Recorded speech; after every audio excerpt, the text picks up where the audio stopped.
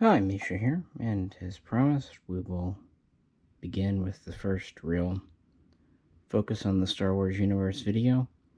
And like I said at the end of the last one, this is just because Eagle Moss isn't really putting out Star Trek stuff that I'm particularly interested in, and the Battlestar Galactica is kind of slow, and because of a small Christmas gift that kind of got me going. That's what happens when boredom happens. And I figured what better place to start than really with the two fighters we first encounter in A New Hope and see all throughout the original trilogy. The X-Wing here, also known as the T65B, and the TIE Fighter, also known as the TIE LN or TIE Line Fighter. These are both diecast models from Hot Wheels and part of their Elite series, so they have articulated parts, optional displays, and are kind of analogous. I wouldn't say to Hobby Master, I think that would be giving them a little too much credit, but then again, they're priced that way. I would say maybe Corgi? Yeah, maybe Corgi. And they do seem to be pretty close to 1/72 scale diecast based on the pilot figures. Maybe 1/64 for the X-Wing. Oh, excuse me, for the TIE Fighter. Not sure. They don't scale them, but size-wise, they're reasonable. About half a foot here and 4 or 5 inches here.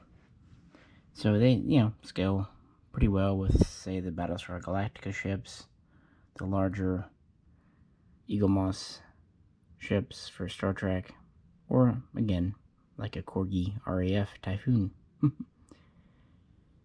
So since this is me, Misha, we're going to talk a little bit about the in-universe history and the real-world history of these, and just kind of compare X-Wing versus TIE Fighter. And again, if you're wondering why I'm now doing Star Wars, you can check out my previous video on the first Contact Fleet, where I kind of share a story about Christmas. Anyway, the TIE Fighter, the TIE Line Fighter, was considered a space superiority fighter, and that's really all it was. It was, well, we would say air to air in our world, I guess space to space. Really not a multi-role craft. But it didn't spring out of the void. It was designed at Sinar Fleet Systems. And the initial, well, it was based on a lot of things. For example, the acronym TIE, T-I-E, Twin Ion Engines, is very apt because that's kind of where this started and began. It borrowed from earlier designs such as the Scimitar, not the one from Star Trek, the one from the Phantom Menace, and older twin ion engine type craft. So they started working on what would evolve into this really before the Clone Wars. In the Clone Wars, we see some kind of related aircraft, or spacecraft, I should say. The V-Wing, probably more direct, the ETA-2, the Ada-2, followed by the Jedi. Some very clear parallels there. But this did not serve in the Clone Wars.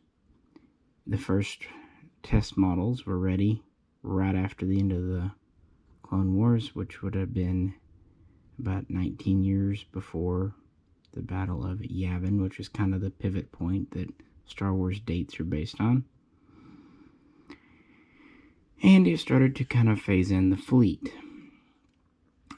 And the TIE Fighter is derided a lot, but it actually was very much designed for the needs of the Empire. Today, nations have a problem projecting power just around the globe. Imagine projecting not just around a solar system or even part of a galaxy like is in Star Trek, but in a full galaxy like Star Wars. So the idea was to have carrier ships deploying mass numbers of small support craft, like the TIE here. And, of course, after the Clone Wars, who are they fighting? They're going against pirates, smugglers. They're basically operating as police officers.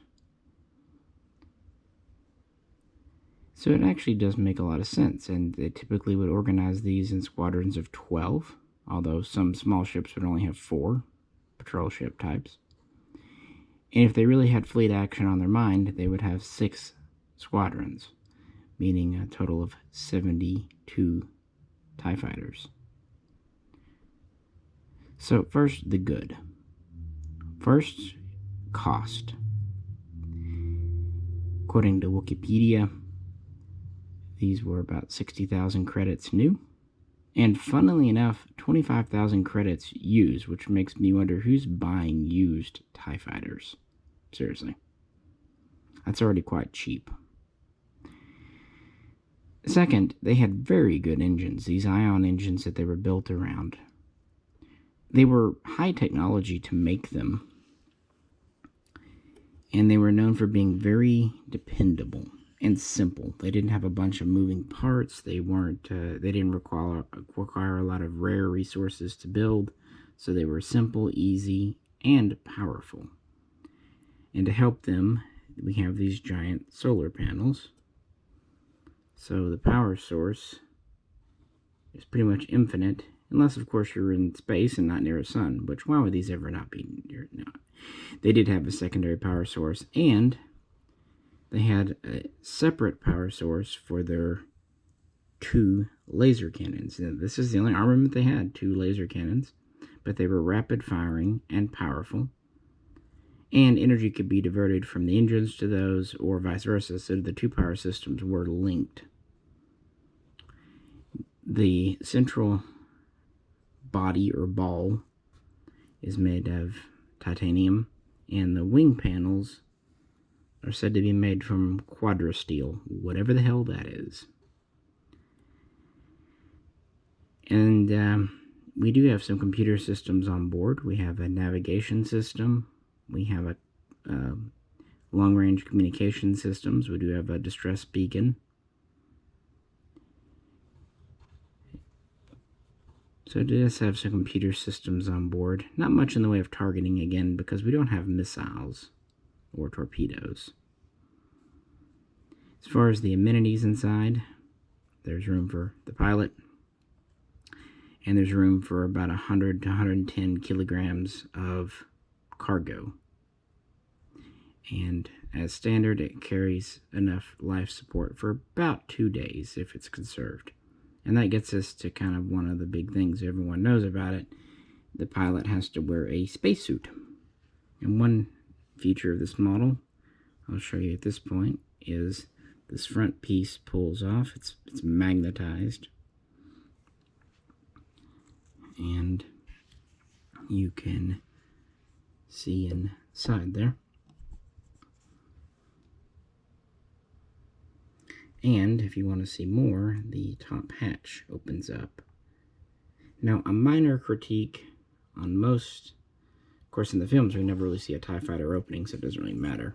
But in a lot of sources, it's a hinged cockpit with 2 pieces that opens up to the sides. That wouldn't really be possible with something this small. It wouldn't work well. So we can see our pilot. He wears a full spacesuit. Now that said, the inside is airtight. It is, if not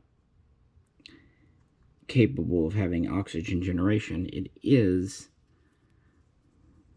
sealed from vacuum, which is important because these don't just operate in space, they're also expected to operate in an atmosphere. See? Magnets. The beauty of magnets. And of course it does that with repulsor lifts because, yeah, it also has 2 small secondary ion engines for maneuvering. So yeah, no protection for the pilot except for his spacesuit and an ejection seat, which, yeah, At least he has that distress beacon, I suppose. And they are cheap. They can take a hit, but probably not two. Of course, they could take a hit. I mean, and these, the front view, it's a pretty slim target, all in all. But of course, the side view has these panels. Then again, if you just shoot a panel, it doesn't seem like it's going to automatically destroy the ship. At least, not completely. So there's that. It is fast. We know it to be faster than an X-Wing. Now, of course, in space, acceleration can go on forever. So it can accelerate faster. In an atmosphere, it's said to have a speed of about 1,200 kph. Or kmh.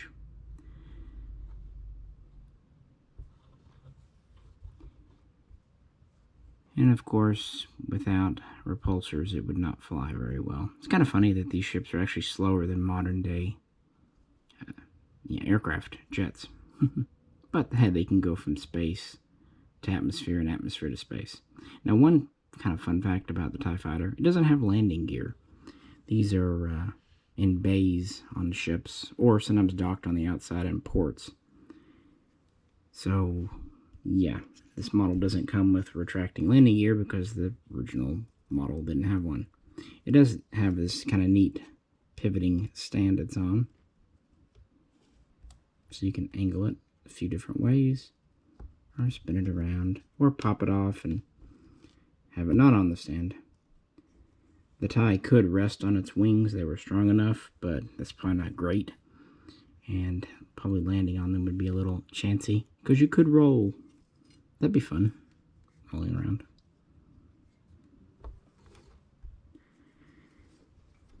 So this replaced older craft like the V-Wing and V-19 in the Galactic Empire, and was fully in service by around 15 BBY, 10 BBY.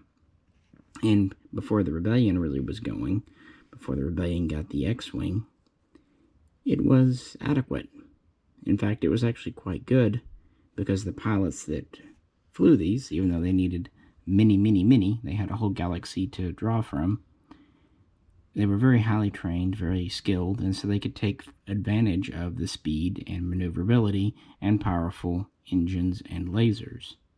And they again operated from support craft. Now, once the Rebellion gets going, what if your Star Destroyer or Nebulan B frigate is destroyed? Your TIE pilots are hosed. But before the Rebellion was really a threat, worrying about having a Star Destroyer blown up, stranding the TIEs, was like an American aircraft carrier worrying about being sunk today. It just wasn't really a factor. There was no one to challenge it. So since the Star Destroyer was pretty much sacrosanct, the TIEs didn't have to worry about losing their support ship.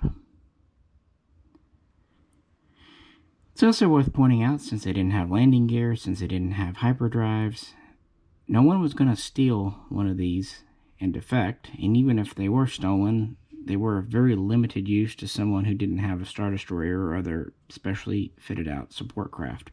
Oh, and by the way, these use kind of recharging stations, not unlike a Tesla car. So that's kind of a fun fact. They would dock back with the Star Destroyer or frigate or what have you, and charge up. So I guess they were environmentally friendly. I don't know, does space have an environment? I guess it does. There's that giant slug and that the Falcon flies into in Minox, so yeah, why not? Another fun fact, when I was a kid watching the original Star Wars movies, I don't know why I got this notion in my head. And I knew that in our reality, in our galaxy, you couldn't breathe in space. I was very aware of vacuum. But I thought in the galaxy far, far away, a long, long time ago, for some reason, they could breathe in space. I just thought that was I knew it was odd, but I was like, okay, well, that's the universe. Okie dokie.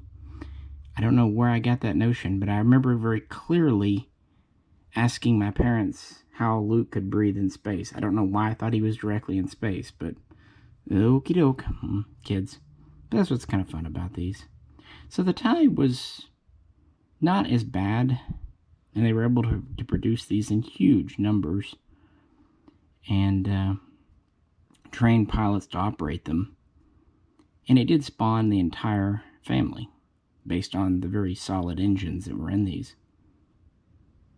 And the original TIE here would stay in production all the way through the Galactic Civil War and in service long after. Although, aside from the later Imperial Remnant, they really weren't used much. The New Republic didn't have much use for these, unlike, say, Lambda-class shuttles.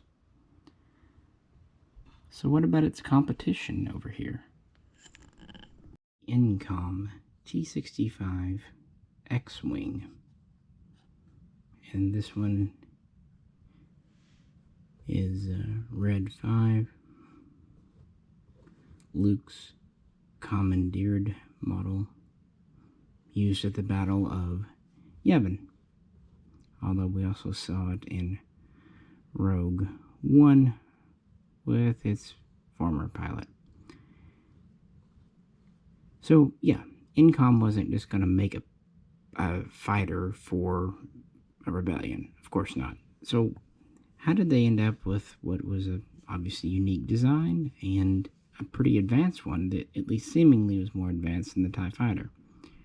Well, Incom originally built, of course, for the Clone Wars. And before, they started off with the Z95 Headhunter, kind of one of the first extended universe ships to become famous in the 90s. It was in the Timothy Zahn trilogy, which, by the way, I actually knew Timothy Zahn before he even did the Empire books, the Thrawn books. He's a fun author to read. Anyway, he does a lot of like capers in space. He does one on the Orion Express. Anyway, read him if you want. But yeah, the Z95 Headhunter was an early version, and basically they took the X-Wing and gave it 2 wings instead of 4, and 2 engines instead of 4, and 2 lasers instead of 4. Boom, there you get the X-95. But in universe, it's a predecessor, which makes perfect sense. And for the Clone Wars, Incom designed and produced the ARC-170, ARC-170, Aggressive Reconnaissance Fighter, which is honestly one of my favorite designs, and I will do a video on the ARC-170 for sure. It was an interesting craft. It was meant for long-range endurance. It had a hyperdrive, which wasn't all that common during the Clone Wars. Had a crew of 3, pilot, co-pilot, and tail gunner, plus an astromech droid. It had advanced sensors in the nose, and it had 2 medium-heavy lasers on the wings, and it did have S-foils. And in the back, it had 2 light lasers and a turret. It was very good for what it was meant to do, reconnaissance in a galaxy. It was not great as a fighter unless it was going up against other older fighters or kind of light capital ships. So there was always the desire to kind of combine the light fighter aspects of the Z95 with the flexibility and durability of the ARC-170. And the primary designer at Incom got to work after the Galactic Civil War, quite a bit after, actually, well over a decade afterwards. At that time, Incom was still producing for the Empire. His name was Vors Vohorian or something like that. I don't know, we'll call him Mr. VV. Was the lead designer in our fictitious universe. And they offered the T65 to the Empire. But the Empire wasn't interested. Why is that? Well, a lot of it had to do with cost. Remember, the X-Wing, the TIE said was about 60,000 credits, brand spanking new. And because marketing even applies in the Star Wars universe, the X-Wing was 149,999 credits new. No, not 150,000 credits new. 149,999. By the way, used, according to Wikipedia, they sold for about 90,000, which honestly seems a lot more reasonable than 25,000 for a used TIE fighter. So already right there, a used one would go for more than a brand new TIE fighter. And for another, they took up more space and will require a totally different system to operate from. Our TIE over here is about 6.5 by 6.5 by 7.5 meters, But our X-Wing, while it is shorter, it's over 13 meters long and has a wingspan of nearly 12 meters with the wings folded in, which of course it would for being in a bay. And it had conventional landing gear and all that. It also had a Class 1 hyperdrive, which is exceptionally fast for a small fighter of that era. Had a crew of 1, unlike the ARC 170, and it used an astromech droid. Now why? I mean, aside from just having a kind of a buddy comedy with R2, the TIE Fighter had its own navigation system. The X-Wing really didn't. It had a avionics package, and it had a targeting system, which of course was quite famous, holographic targeting. But for hyperspace navigation at the time, they still needed a droid, an astromech, an R2. And that wasn't something the Empire was commonly using. Plus, again, with standard gear and hyperdrive, these could easily defect. Other features. We have 4 medium lasers with 3 fire modes, and they were programmable for other modes. And as you can see on this model here, we have 2 proton torpedo launchers. Each launcher held 3 torpedoes for a total of 6. And in this big old nose, we have a pretty good reconnaissance suite, kind of lifted from the ARC 170. Not the same, but yeah. And for added protection, we have a chaff flare dispenser in the back. In between the engines, we have 4 engines here. Now, whereas the TIE had solar panels, this used a cryogenic fuel cell for its power, so it does have a limited power source, comparatively speaking. But on the other hand, it had a fully pressurized cockpit that did not require the usage of a spacesuit. And whereas the TIE was maybe good for 2 days, the X-Wing could sustain its crew for up to a week, and even longer if external stores, tanks, whatever you were applied. It also can carry about the same cargo, about 100-110 kilograms, as the TIE Fighter. And it has the neat lock S-foils in attack position, as does this model here.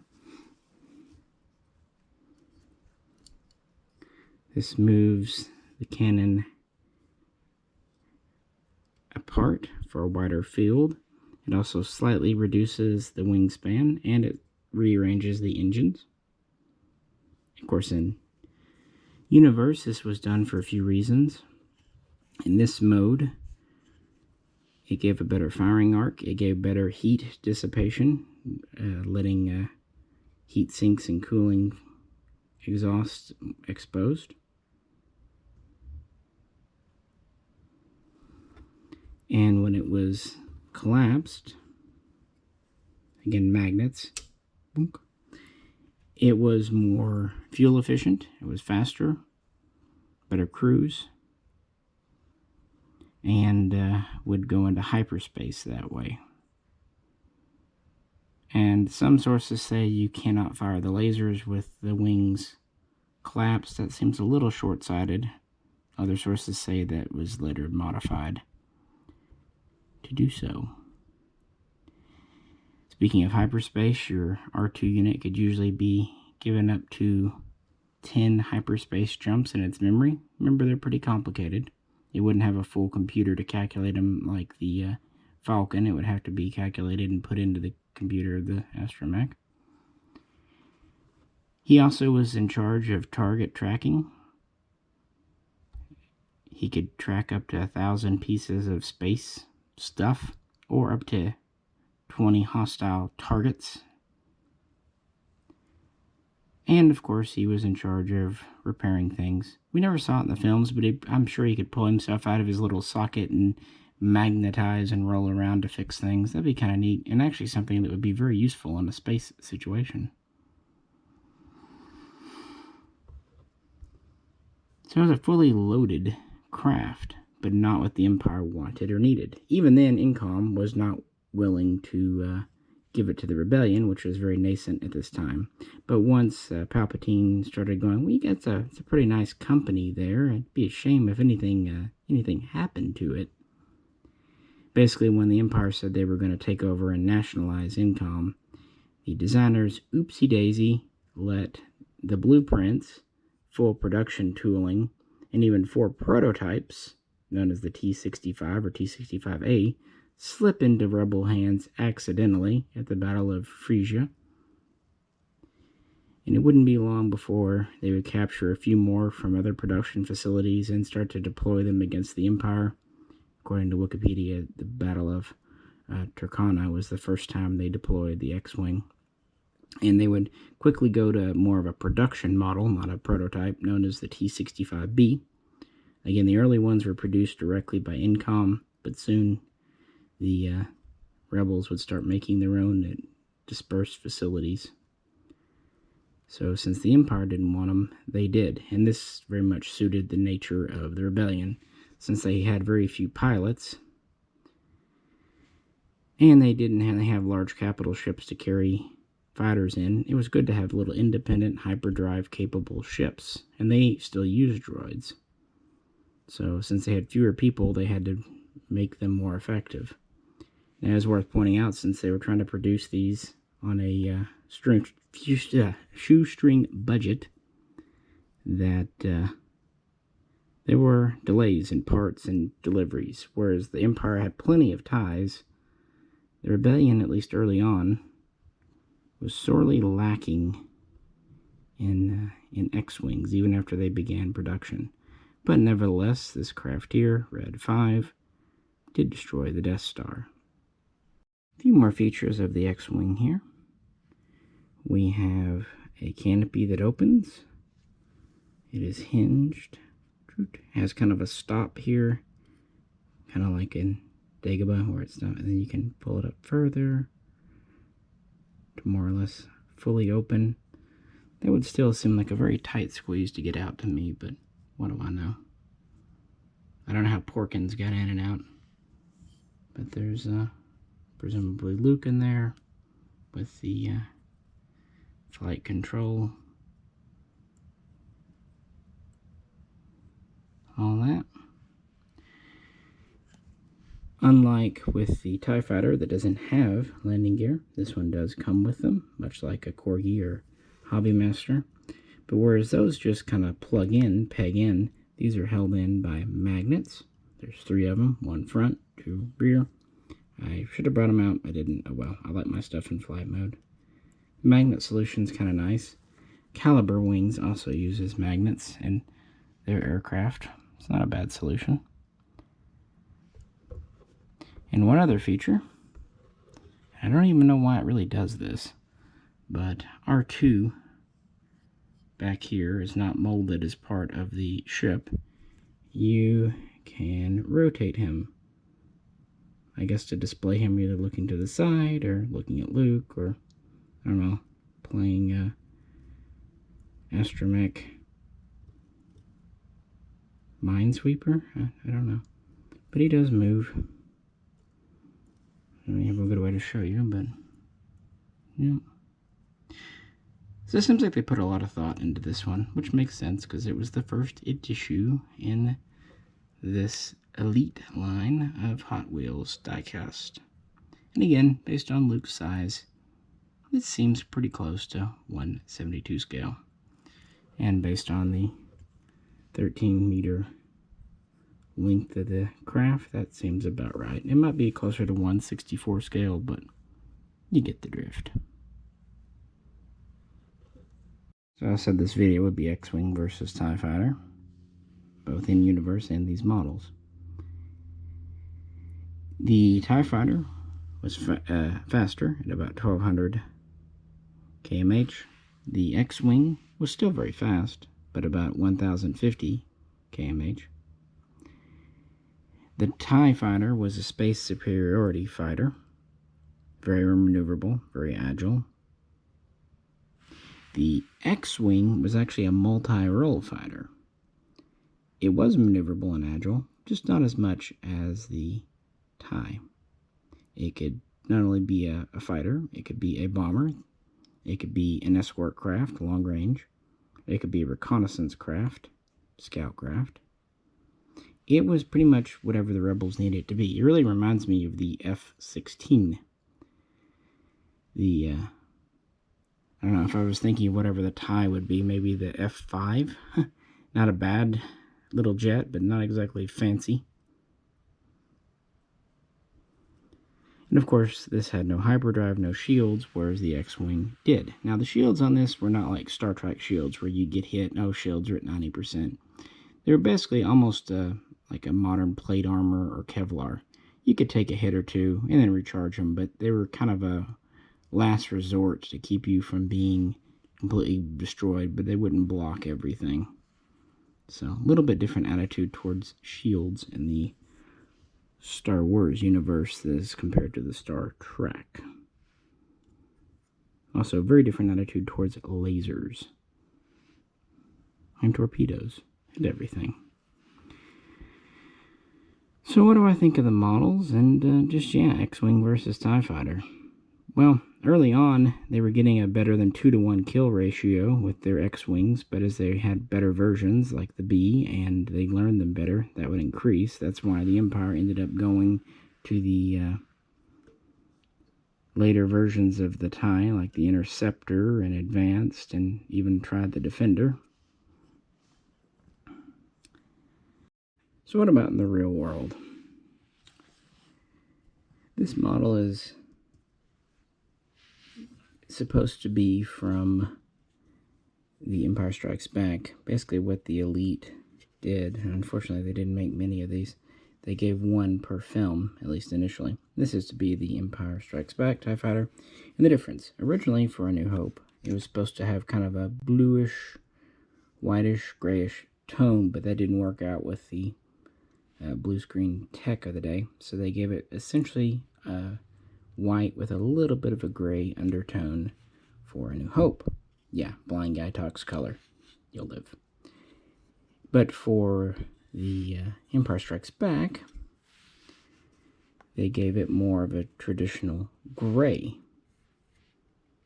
undertone. I was going to say if it'd sit on the back like that, I was just curious. So that's why when they say this is for the Empire Strikes Back, that's what they mean. So this model doesn't have a whole lot of features because no gear, no astromech to play with, no wings. I think the removable front canopy is neat, and the opening hatch on the top. And of course it does come with a piece if you'd rather not have it on the stand, although if it's not on the stand, I don't know what you'd really do with it, because there's no gear. Just so I can pop it off here. It's kind of a ball joint type stand. It fits very tight, as you see.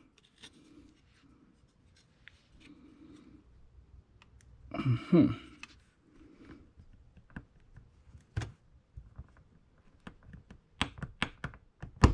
at least you know it's not coming off its stand. See, there's a hole here. It comes with the second piece. This too is magnetized. You can pull it off and put on a round piece. And then it just has this little ball joint. I mean, I guess you could set it on its wings. Yeah, it will sit on its wings, but I don't know. With that gear, it kind of seems pointless. But maybe that's just me. Single piece stand, Imperial symbol. The center piece is steel, or not steel really, but die-cast metal. And the wings, and to pop it on, you just kind of pop. And the wings are mostly plastic, although since they're, what was that, quadrilateral steel, that's what that means, but the cores here are metal. So that basically the metal is the centerpiece, and the wings are plastic. But this retails for about 20 to 30 bucks. When it came out, it was about 30. Nowadays, you can pick them up for about 20. And I think for 20 bucks, it's actually a neat little model. Again, it's pretty good size and decent heft. And it comes in a neat styrofoam box. Very much like the Eagle Moss special and oversized, but it does have moving parts and magnets, so kind of neat. What about the X-Wing? The X-Wing was the first one they put out, and it has more articulation. It has the gear up or down. It has the opening canopy and the moving R2 unit. And it too comes with a central piece for this. Come on. And you can see these do fit in here well.